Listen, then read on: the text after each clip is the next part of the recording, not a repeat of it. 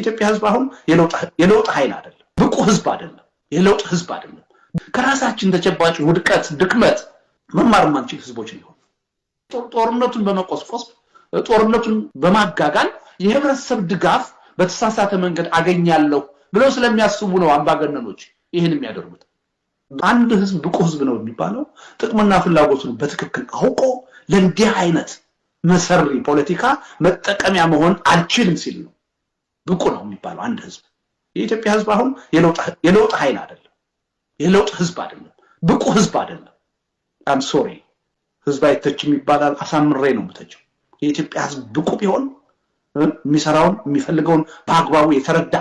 ተረድቶም ደግሞ ያን ጥቅምና ፍላጎቱን ለማስጠበቅ መክፈል የሚገባውን ዋጋ የሚከፍል የለውጥ ኃይል የሆነ ህዝብ ቢሆን ኖሮ የነዚህ ግለሰቦች መጠቀሚያ ሆኖ እስካሁን ልጆቹን እየገበረ ሊቀጥል አይችልም የኤርትራ ህዝብ የኢትዮጵያ ህዝብ ብቁ ስላልሆነ ዶክተር አብይ አህመድ ለምንም ነገር ታማኝነት የላቸውም ለአንድ ጉዳይ ላይ ብቻ ነው ታማኝነታቸው እሱም ለስልጣናቸው ሌላ የፖለቲካ አጀንዳ ሲፈልጉ የሚያነሱትና ሲፈልጉ የሚጥሉት ለስልጣኔ ይጠቅመኛል ወይ ይጎዳኛል ነው ሲያስቡ ይሄን ላለፉት 5-6 አመታት በተግባር በደንብ አይተናል አሁን ሁለቱም ጉዳዮች በደንብ እንዴ ያው ሁሉ ጊዜ ጨዋታውን የሚጫወቱት ዶክተር አብይ በሁለት ካርድ ነው በአንድ እጃቸው አንድ ካርድ አለ በሌላቸው እጃቸው ሌላ ካርድ አለ ምንድነው አንድ እጃቸው ላይ ያለው ካርድ የኢትዮጵያዊነት አጀንዳ ነው ምክንያቱም በኢትዮጵያዊነት አጀንዳ የሚያመን የህብረተሰብ ክፍል እንዳለ ያውቃል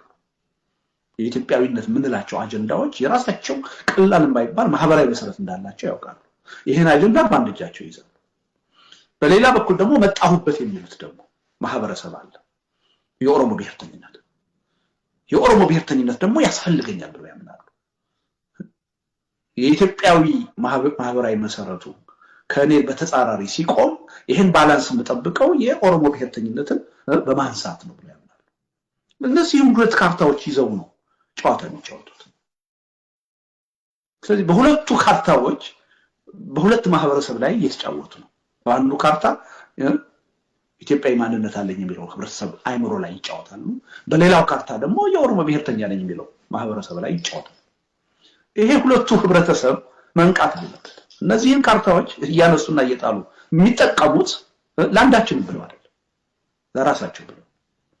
ስልጣኔን ማጠናከር የሚችለው ስልጣኔን የበለጠ እድሜውን ማራዘም የሚችለው የትኛውን አጀንዳ በየትኛው ወቅትና ሁኔታ ባነሳ ይሻላል ያሉ ይሄን ጨዋታ ነው የሚጫወቱት ለዚህ ጨዋታ መበጀት የለበት ለምሳሌ አይነት ጨዋታ ውስጥ ይሄ ሰው እየተጫወቱብን እስከ ድረስ ነው አሳፍር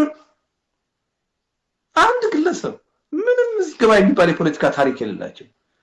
ድንገት በታሪክ አጋጣሚ በመጥፎ የታሪክ አጋጣሚ ያችን ወንበር ይዘው ሁሉ ጊዜ ቲያትር እየደረሱ እኛን ተዋናኝ እያደረጉ የሚቀጥሉት እስከመቼ እኔ ኢትዮጵያውያን ራሳችንን በዚህ ደረጃ እኮ ኢትዮጵያኒስት ነን የምንል የህብረተሰብ ክፍሎች